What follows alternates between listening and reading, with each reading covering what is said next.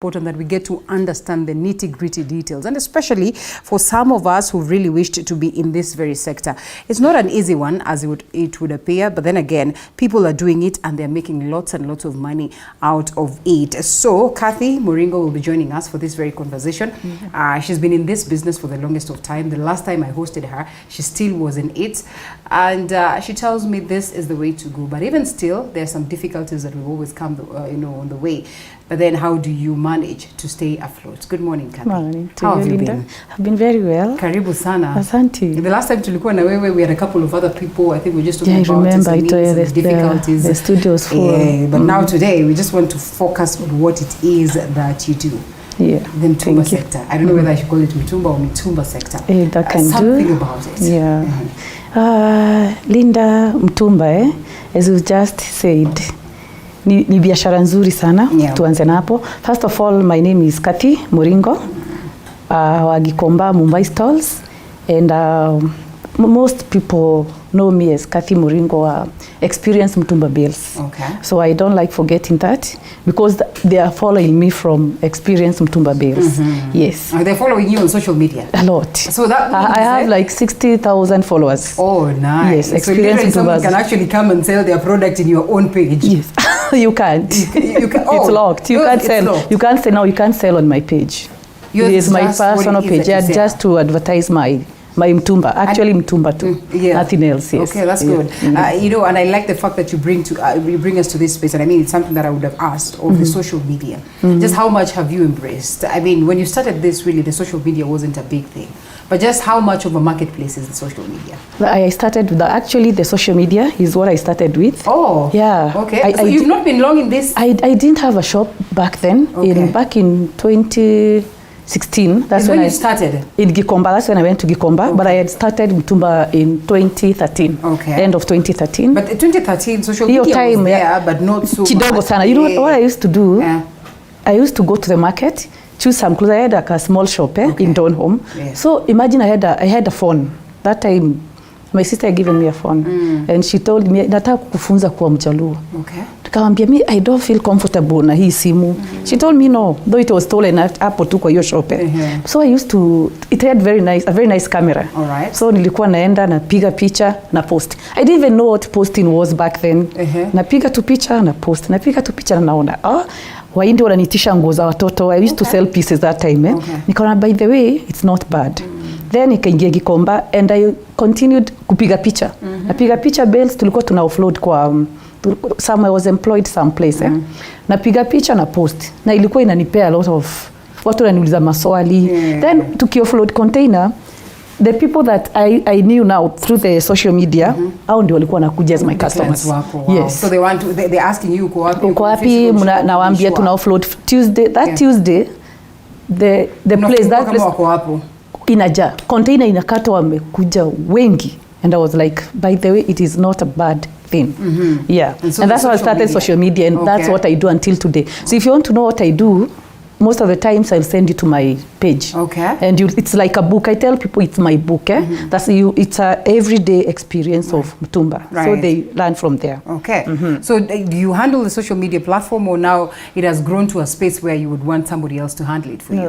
I can't allow anyone to handle my page. I'll do it until I don't know until when, but I still do it myself. Okay. Yeah, because I don't trust people. Don't trust them. They still do bad things behind your back. That's true. In the shop. Yeah. What about social media? Social media, it will be something. I manage my own page. I have no co-admins. I am the only administrator on my page. So the bale comes, unafungua, I don't open bales. What happens? I sell to my clients. Okay. Like now, you order a bale from me, nakutumia bale from wherever you are. Then you send me the photos of what you have found. Let's start from there. Yeah. That yours is a business of bales. Bales. Mali umefika. So you release bales. Wao unapatia watu mimi ninawapatia mkafungue mbele. Si tunauza nguo. No. Ni nguo tunauza, Linda. Bado unauza nguo but in bulk. Imefungiwa in bulk. Yeah. Oh, that's a kuna ule anauza na container. The ones in Canada. See, they sell clothes but in wanatuzia ni suppliers. They supply to us na containers. Na sisi tunakata container. Understand? Na sisi tunauzia sasa retailers wale wa kufungua bales. Right. Yeah. Ni bahati nasibu when they come to you, because then definitely you do not know what is inside the bale. So therefore whatever it is that they take, that is it. Wakienda wapate ni vitambaa, then what? A point of correction. Yes. We know what is in the bales. Without right doubt. now we know. A long time ago we never used to know. Okay. Like nikiingia kwa hiyo biashara, I didn't know what was there. Tulikuwa tunaenda kubahatisha. You know, I used to open bales back then. So ulikuwa unaingia kwa soko, unaambua hii ni nzuri, but you have no idea. Okay. But now with time, sisi watu wa online, watu wa social media, tumefunza watu. Actually, hapo ndio watu wamejua, unaweza enda kwa Cathy. Kwa nini? Cathy akisema ni grade 1, it is grade 1. Sure. Yeah, you can be sure. Then you have your supplier. Kitambo I think kulikuwa pia na suppliers wakora sana. Walikuwa wanawatumia tu, they don't even care what's inside. But right now, you have suppliers from wherever, from Canada, from wakikutumia mzigo, at least you're sure hiyo mzigo, what is written there is what is there. And you communicate directly. So in case there is an issue, you talk to them. Now they sort. Yeah, they sort you. Maybe we start from scratch and just get to understand, first of all, getting into this business. Let alone, you know, wale watu wanakuja ku retail. Even at that stage of saying that now mimi I'll be dealing with bills, and so I'll be selling bills to people when you wanaenda kufungua huko sasa, so that they can retail these clothes. Yeah. From scratch. Because I started from scratch. From dust. Because nilikuwa na hata before nijue bale, I used to go to Korogosho market to pick some pieces, of which I can still do. Mimi siwezi sema ati nimeenda mbali sana, but I can still do it. If you tell me you will open a bale, I come and choose what something to sell, imagine I still do it. Ndaenda tu kwa hiyo soko, nitaingia hiyo Korogosho bado, I'll pick my pieces, I'll go sell. I can start even today if things go to us, I'll still go back start. To that. Yes, I'll start because that's what I know best. So I started from there, from pieces to a bale, the first bale, to the second bale, to 2 bales per week, to so many bales. Until now I grew. Then now my employer who taught me about bales, waliona vile nanunua bales, vile niko na bidii ya naenda nafungua. Time wakishukisha container nilikuwa nabeba watu, like my relatives, my friends, come there somewhere, kuja tuende ukaone what I am doing. So wakaona, by the way, she's a very good marketer. Wakaniita, wakaniambia, see, come we employ you. Actually, they requested to employ me. I was on my own business and I was doing just fine. Yeah, so if I never met them, probably ningekuwa bado nauza nini, ningekuwa nauza bado zile nguo zangu za kukata bales. And they used to have very nice bales. Hii mwaka wajaleta bales, I don't know what happened to them, but they used to have very nice bales. So from there nikaanza nikachagua nikakata bales. Then when they introduced me now to the bales, I started from there. Yeah, and nalikuwa na hiyo online.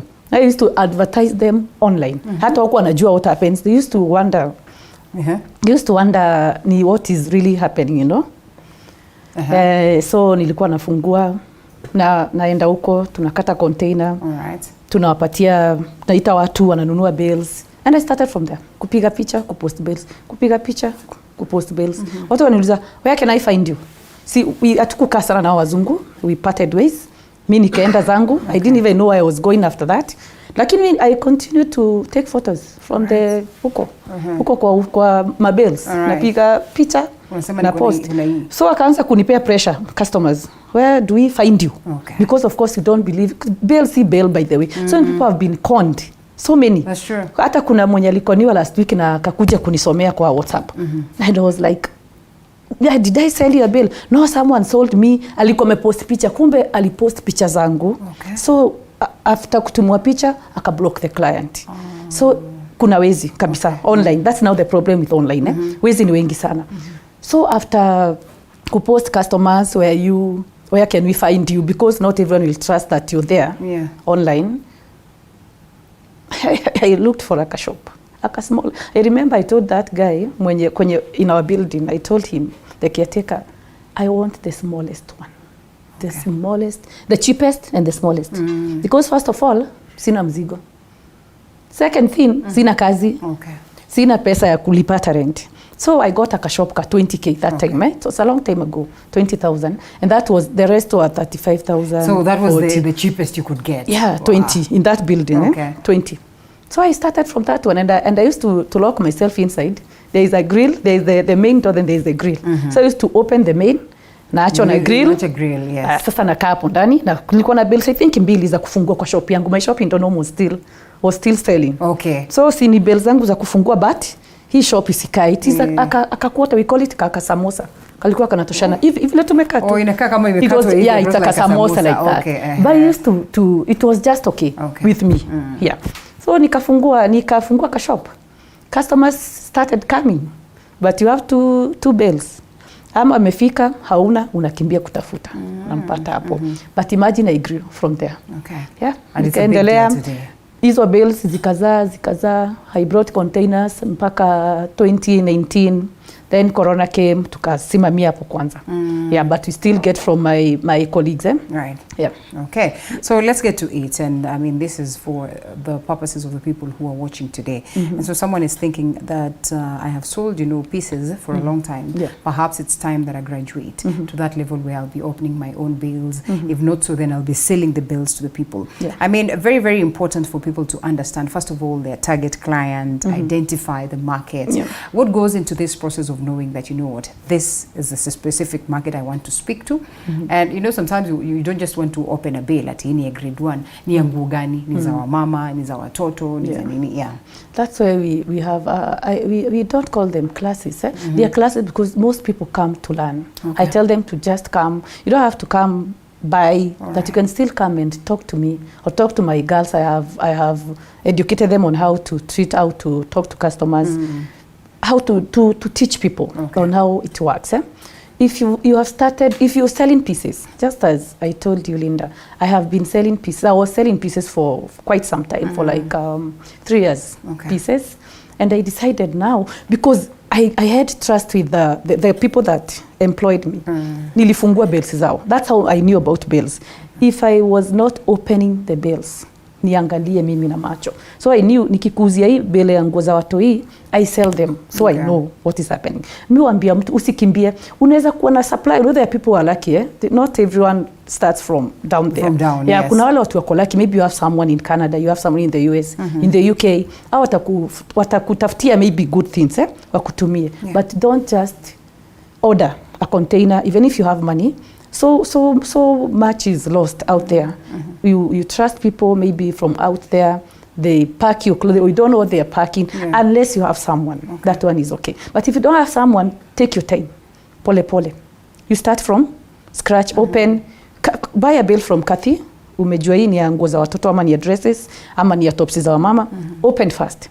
Angalia hii blouse kweli ni it's a blouse and it's a quality, it's a grade 1 bale.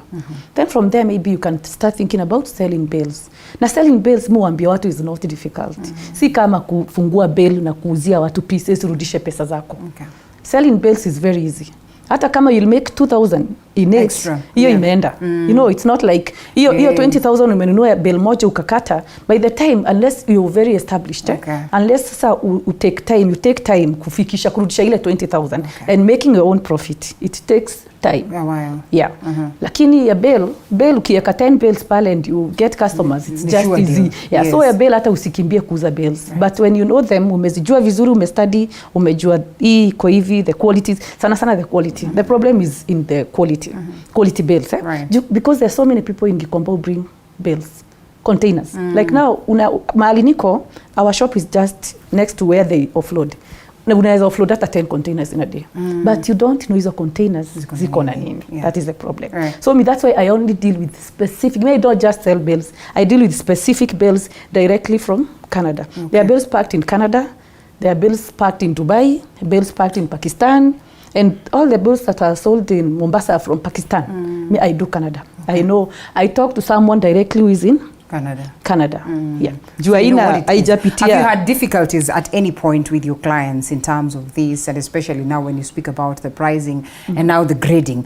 The pricing then will differ according to the grades, because I'm told there's a grade A, there's B, there's C, there's D, and all that. Of course, Linda, so many problems. Because what people need to understand about second hand means second hand. We've not gone to China or to Turkey to bring the new clothes that has in a dent. Hata mpya you can bring a new one, but still have a problem or something that people don't like.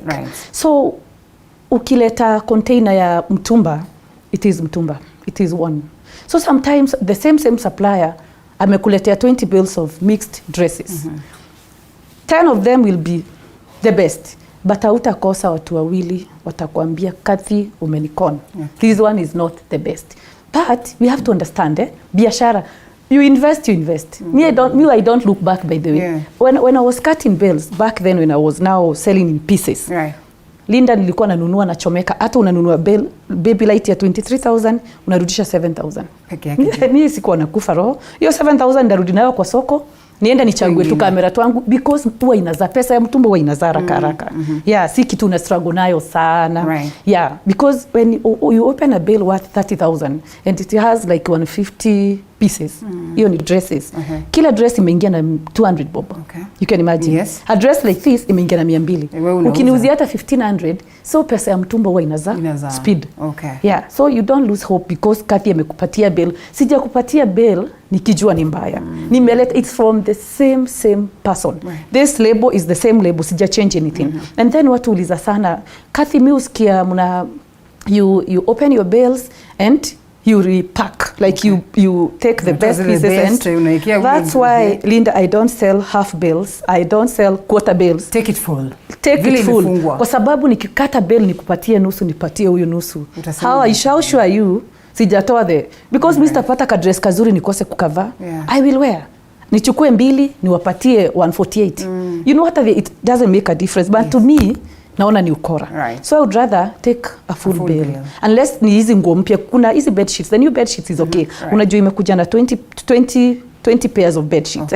That one 10 hata moja it's okay because it is new. Na iko na pairs and you know they were 20. But in mtumba you don't know what is in there. Right. Then nikuchukulie bale nusu. No, I'll be doing some things that are the most expensive bale. Sasa labda hiyo iko ya grade A. It could be approximately how much? Grade A bales would differ, Linda, kwa sababu tuko na we have dresses, we have kids clothes, we have blouses, we have trousers, we have men shirts. So kitu kama men shirts, dresses, the nice ones, the premium quality.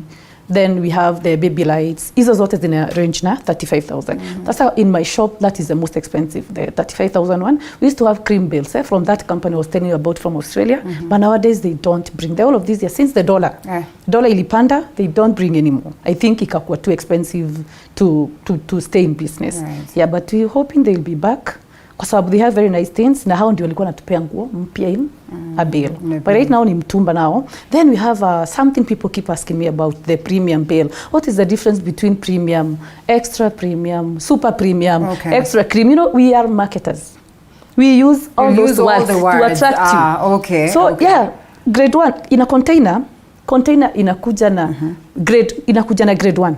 If like my container, the one I used to import, ilikuwa inakuja na grade 1 na grade 2. Na grade 2 imeandikwa hash. Inakuonyesha, ama kuna wale pia wanaandika grade 2 grade 2 is grade 2, but grade 1 is usually a plain grade 1. But now sisi juu ni marketers wa online, lazima tuwekee to very nice words like this is the super premium, the extra premium, the cream premium. There is nothing like the super, the extra, no. It is our words to, like I want to tell you, this dress is very beautiful.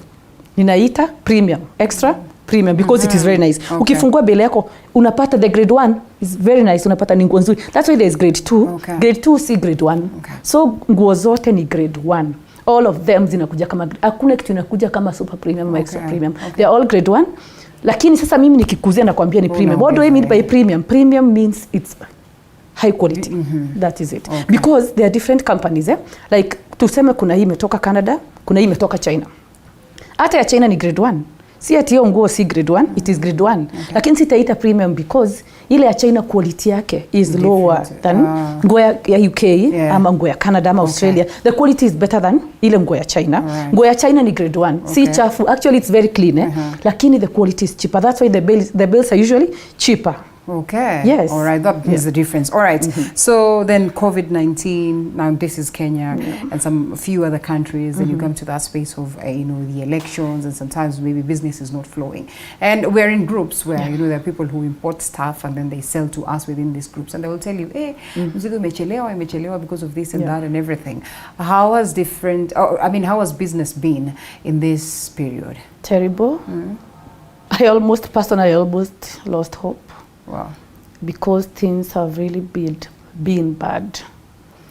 2020, Corona, country was closed. 2021 was even worse. Right. 2022, Kenyan elections, everyone is fearing for his or her life. Hujui tukichaguana tutafanya nini, watu wataenda wapi. So if you have your 20,000, if you had your 20,000 before the elections, you want to put it aside. Kwa sababu utanunua chakula nayo. We have really suffered. Really suffered na biashara. Because kitu ya kwanza, the taxes of course zilikuwa zimefika very high. Watu walishindwa, the dollar ikapanda, mafuta ikapanda. Yani like everything was just going bad for us. So things have not been easy. Basta tunaomba, because everything now is settled. I don't think Corona is coming to us anymore. Hata ikiwa we know how to deal with it.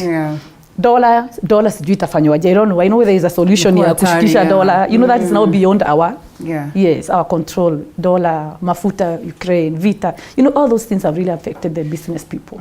So I may be the government, the one that we have. We had a meeting with the president. Okay. Well, that time during campaign times. Yes, your time campaigns. Mutumba. We actually had a meeting, and I was in that meeting. Na alituambia he'll make things better for us. I don't trust politicians, of course, but at least if they can make things easier for business people. Not only Mutumba, so many people that import stuff. Watu wameshindwa, wamelemewa. They call me and tell me, Cathy, pesa imepotea kabisa. So I just hope things will be better for us this time, yes. Okay. Mr. Director, we have a short break or we continue? All right. Now, the biggest question that a majority of people will ask, how do you stay afloat in the Mitumba business? Because it's one thing to get into it. It's another to stay afloat. It's another for you to grow from 2 bales to 4, 5, 6, 7. And it's another for you to decide that totally I will not be selling pieces. I focus on the bales. So how do you stay? What are some of these secrets? And I know you've already given us some, but I'm sure there's more to that. I know. I tell people, kuwa mwaminifu. Bales, you have to be very, very straightforward. Wacha usipige kona. Ukinitisha bale ya 30,000, nisikupatie bale ya 20,000. It happens a lot. So the quality that you expect from Cathy, unapata a different quality. I think that has really kept me in the market. Kukuwa very straightforward. And that's why I'm here today. Because if I tell you this is what I am selling to you, I give people samples. Samples, when you open a bale, you get me samples, I post them every single day. So Cathy, uko sure I'll get exactly the same? Surely, nitakupea exactly the same. Unless, as I told you, Mutumba can be, you're not sure. But you give what you know is what, quality for money for money. Yes, value for money. Yes. So nikukua mi waambia watu, just be faithful, don't lie, don't steal, don't be rude to your customers. Una make sure customers are the key. Okay. So what are some of the things that one then considers that is just that one driving factor that gets you to say, now I am getting into this world of Mitumba and I want to do it right? And like we started by saying, sometimes you just want to go and get stuff for the young, say campus people. There are instances where you think, now this is the space that I want to go, watoto and everything. Does the business cut across? Is there a category that really sells more than the other? Yeah, the kids' clothes. Oh, they sell more? They sell, yeah, of course. Because right now, Linda, hizi nguo umevaa saizi, utatoa jioni. Yes. Sindio? Kutoka job. Lakini there is that baby that we left at home, huyo atakuwa amevaa mara kama like four times. That's true, because anajichafua, anachinjua, yes. So the kids' clothes, I tell people, they are the fastest moving. Then the ladies, sisi kununua, si you know.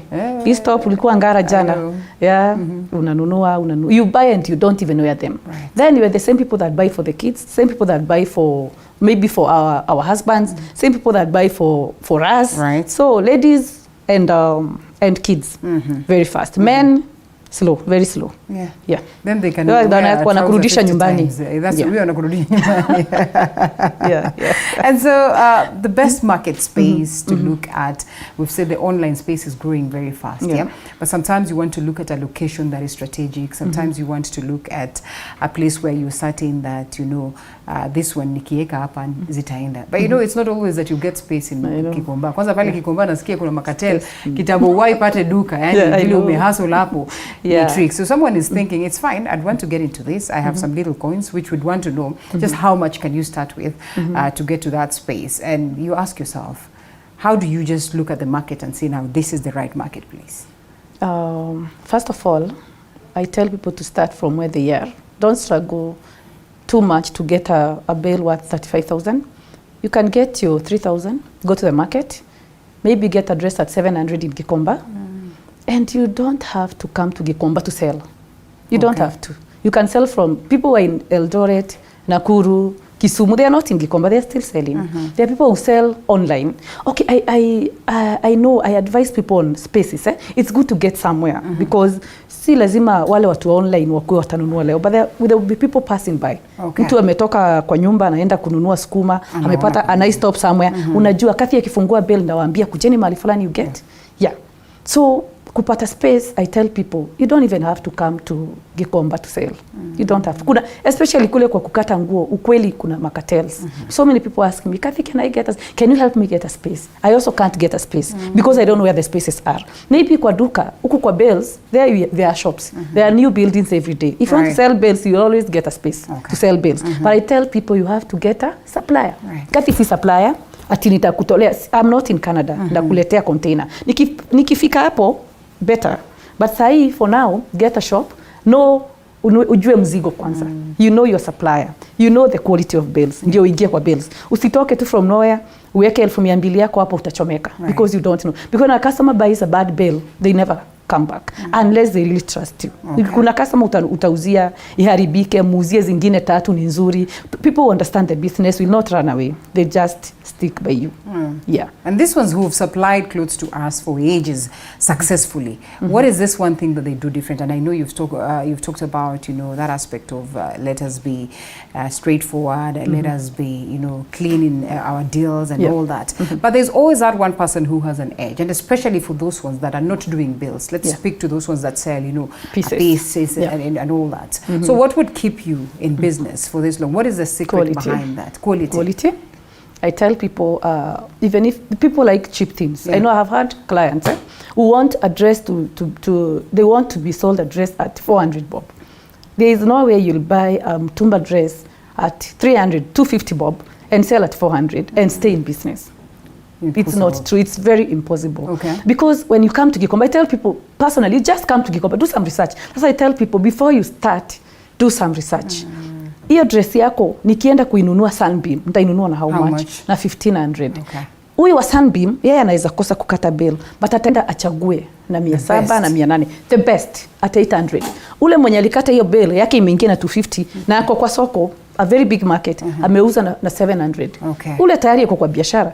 Wewe hakuna vile utafungua bill uuze nguo na 400 kwa sababu ukiuza the best quality at 400.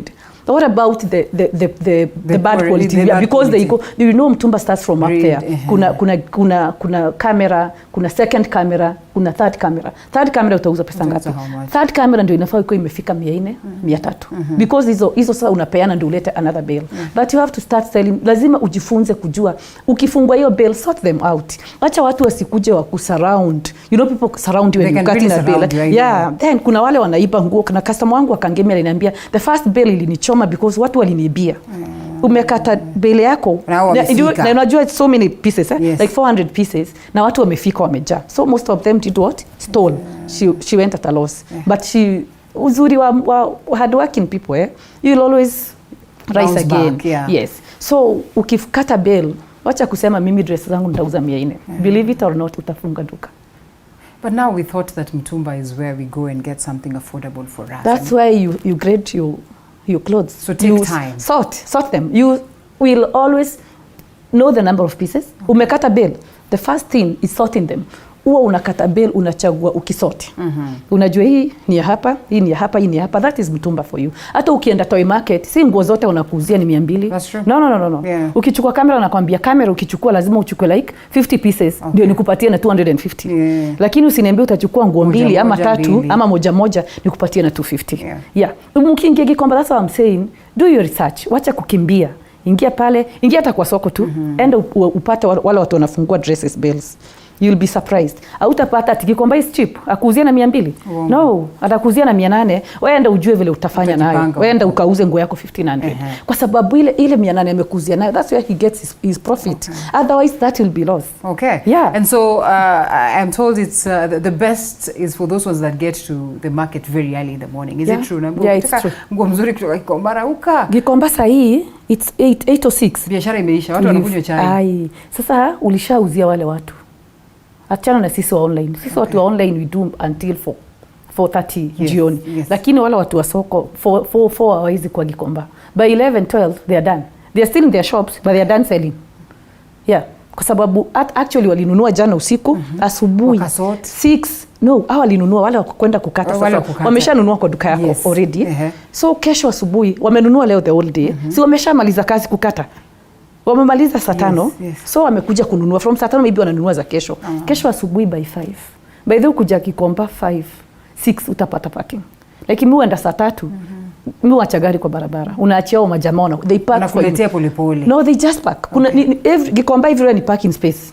Unless usifunge tu barabara. Otherwise you just park. So unaachia kifunguo, ukifika you just pick your handbag, unapea kifunguo ya gari na wajue mahali wataiweka. Wataosha hata. Hiyo ukitoka job ni ulipatia nani kifunguo? Shika. Yeah, that is Gikomba for you. Yeah. So lazima uamke mapema kwa sababu kitaka kula kamera, the best ones. Those iko na wenyewe Linda. Si ati utaenda tu sema mimi nataka kula kamera. Wanajulikana. Hii nimewekea so and so. Hizo ziko na wenyewe. Na mwenyewe hata akupe space. Actually you cannot get that space. That's why I went to Korogosho. Yeah. I tried Gikomba even buying for my kids. I could not afford. Nilishindwa kwa sababu watu unaibiwa bado huko. So I preferred Korogosho kwa sababu Korogosho wanakata bales, lakini sasa uko na space. Ukijua umeenda kwa mama nani, uko mpaka na mahali unaketi unachagua pole. Ukimaliza kamera kuna number 2 anakungoja wa second camera na kuna number 3 ndio yabaki akiuza zile zimebaki. Huyo mama by the time saa 4 inafika amesharudisha pesa zake na akaenda kununua bale nyingine ya kesho. Yes. But now let's talk about sanitizing the whole sector because we can't just speak of the fact that hata ukienda huko unaibiwa and look at it as if it's a good thing. It's not a good thing definitely. Yeah, so we want to get to a space where I would say it's fine, you can still go to get your bale na uingie polepole kwa market na ushop vizuri without you wheezy, without needing, like let's just get policies right from the level of the government that are going to sanitize this sector. And I'm sure before they make this decisions, you're the people to consult. What will it take for us to get it clean? Ama tuseme tuko tu pabaya na hivyo. Mali kuna watu wengi, like there are so many people in Gikomba. There are thousands and thousands and thousands of people always moving up and down. Hawa ni wale wezi siwa kutem down. Kuna wale wezi, wale wa bunduki, wa kuingia kwa shops. Those ones sahi hata wako. Actually tuko na very good security. Then we have banks in Gikomba. Na hizo banks zote zinalindwa na polisi. There are police, hata CID, wako huko utajua by the way. Wako huko, just try something small ndio utajua kumbe. Watu wengi majengo wameuliwa sana. So many of them. Unasikia alikuwa mwizi, ama uliwa amekuwa mwizi. So security iko. But kuna ile ka security wezi angalia sana. Like now, hawa dogo the pickpocketers. So ni wewe ukija Gikomba ujue kuna pickpocketers, just be careful. Usikuja na simu ikibidi. Hata ukija just carry your phone. We carry our phones. Lakini ujue vile unajua simu yako iko hapa. Ama simu yako iko somewhere. But most people lose every day money because so many people know that there is money that is kila mtu ametoka wapi amekuja kuchukua bale. Si kuna pesa, wanajua kuna pesa. It's like in town. Yes kuna security but hakutakosa ile kidogo ule chokoraku snatch ukiongea. So ukienda town Linda huwezi enda River Road unaongea hello, you don't pick your phone. My friend itaenda. Yeah, sasa kuna wale mtamaliza, lakini kuna wale of course who will always be there. Yeah, so just take care of your stuff. All right, there's always this fear that when you get into the Mitumba sector with all this preaching of let's buy Kenya, let's build Kenya, and while it looks like it's an expensive affair for us, because you see, after getting this kitenge, you know, it could be way cheaper when you're getting it from a bale, labda imetoka sijui ni Nigeria ama ni wapi, than you actually taking the piece, ununue, tena ukashoneshe kwa fundi. It appears to be very expensive. But in all this, it poses a big threat to the Mitumba sector. How are you managing with all these threats? And I mean, do you have to have constant communication with the stakeholders so that you know that your sector is well protected? Mitumba, they started talking about finishing Mitumba a long time ago. Yeah. A long time ago. But surprisingly, we are still there. I don't know what happens. Maybe there are people who talk on behalf of sisi wadogo. I think there are people up there. Of course they are there. Kuna watu wamesimamia hizo association of the Mitumba sellers. Of course they are there. It's okay to build Kenya. I don't mind. It's because there's so many people who even import. You don't even have to kwenda kwa fundi kushonewa, utafute material. Kama hizi materials, most of them zinatoka Rwanda. Hakuna zile zimetoka Kenya. Nijasikia wakisema wa Rwanda wasilete vitenge Kenya. Ama msitoe Nigeria. Ni kama nywele. Kuna production, bado we do production ya nywele. But still, amuna hizo, you don't have the materials. You get them from Korea. You import all the time. So Kenya bado hatujafika pale. Maybe we'll get there one day. We have a long way to go. Tukisema saizi tuachane na Mitumba tuvae hizi mpya, tutatembea uchi. We will, because not everyone will afford that. Na tukatai, I don't actually mind. Because like now I have a sister who is at home. Mbona kusikwe na hiyo build Kenya na apate your space, something to do. Maybe she's tried Mitumba like me and she can't make it in Mitumba. She can try that one. She can try, kama yeye ni fundi, she can try it. So usiue huyu mtoto kwa sababu ni mchoyo, ubaki na ule wa university. Kwa sababu kila mtu wote ni wa Kenya. It has employed, this sector has really employed lots and lots of Kenyans. That one we have to acknowledge. And I know we can talk about this until the cows come home. What is this one word that you would tell people? And also on the question of, you know, safety, because unasikianga nilienda nikapima Mitumba, sijui nikapata skin disease, sijui nikafanya nini, alafu so then also there's a lot of terrible painting of this particular sector, and especially also the nice pieces of clothes that we get from there. Usinunue nguo ya Mitumba uende uvae immediately. Just wash it. Same as hiyo yako imetoka kwa fundi. Mostly huwa inakuja iko na vumbi mali imewekwa. So you don't just go get your clothes and wear it. Lazima uende uchukue nguo. Of course they are sanitized. They're from there. Hata KEBS huwa wameangalia. From there tukombaka na certificate. When you import, you get a certificate from KEBS. And even from there, huwa zimeangaliwa kabisa. Everything is checked. Ni kama chakula tu. But uwezi enda kwa butchery kwa sababu KEBS wamesema iko sawa. Ununue nyama ukule kama hujapika. It's just like clothes. The same way utanunua maharagwe ukose kwenda kutoa mawe. Iko na mawe ndani. So the same way Mitumba ukinunua usiende kuvaa direct. Just the way you cook your meat. You don't eat it because ni safi. You know? You go wash your clothes, iron your clothes. Iron, you can iron still, If you really want to wear it. You can iron your moto, yes. Inatoa the germs, But please osha nguo yako na uvae. Because you don't know. Hata ile imetoka Turkey, but you don't know imepitia wapi. You still have to wash it. That's true. Okay, so to those ones that would wish to set up their own Mitumba, and I've seen people going online, wengi wanafundisha watu, when you want to get to this sector, this is what you do, this is what you do. Sometimes they speak different things. Sometimes they speak almost the same thing in terms of how you manage your finances, because we are managing the finances, that discipline is very, very important, which most of the people do not know. What would be your word to them that would wish to get into this sector before we close? When you get your bale or your pieces, maybe you have 3,000. You've gone to Korogosho or to Gikomba, you get that chance. You buy your bale or you buy your small pieces. Don't eat that money. That's what most people do. Nilikuwa na deni ya nani, wacha nilipe deni kwanza. There is no way utakuwa kwa biashara na hiyo pesa ya biashara ya kulipa deni. So if maybe you can, it's alone, Most probably it's alone. That's why I said you have to be very careful when selling your pieces. Don't sell them at a loss, because you sell them at a loss and you're gone. You'll not be in that business even for a year. Yeah. So when you get your bale, it is worth 20,000. Maybe you had taken a loan of 20,000. Sikatai, maybe you've been given a month to pay. Mostly it's a chama, a bank loan or something. 20,000 in a month. That bill, the first week of the month, imekutosha kukua, hiyo 20,000 imerudi. Believe it or not. Kama uko na customers, hiyo 20,000 inafaa kurudi the same week. That's true. Hiyo ni pesa ya bank. Unafaa kurudisha hiyo pesa when? After a month. That's the first week. No, don't. Nenda usirudishe hiyo pesa. Fanya biashara nayo tena. Rudi pale kwa soko kwa Cathy tena. You see, that's the difference. Yes, you buy another bill. Si umebaki na 5,000 ya profit ama 10. Hiyo 10,000 ya profit, actually lipa hata hiyo 10,000 ama 5,000 ile ya profit. Enda uchukue another bill ya 20. Get another 10. By the time unarudisha ile pesa, you have your 40,000 profit. That's true. Na pesa ya bank ili rudi. Yeah, it's very simple. Yeah, to stay in business, you just have to think. That's true. You don't just stay in business. Unajua pesa ya biashara, I tell people, pesa ya biashara ya biashara. Hata kama ulikuwa umechukua kwa chama, kama umemake 10,000 from that 20,000, 20 rudisha kwa chama ndio utakupea next time. Hiyo 10,000, go back to the market. Look for something to do with the 10,000. Usikule mandazi. I think that's a take home. That's a very, very good take home. I mean, personally, labda ningesema, ngoja nimalizane na banka. Kwanza unamalizana na banka alafu.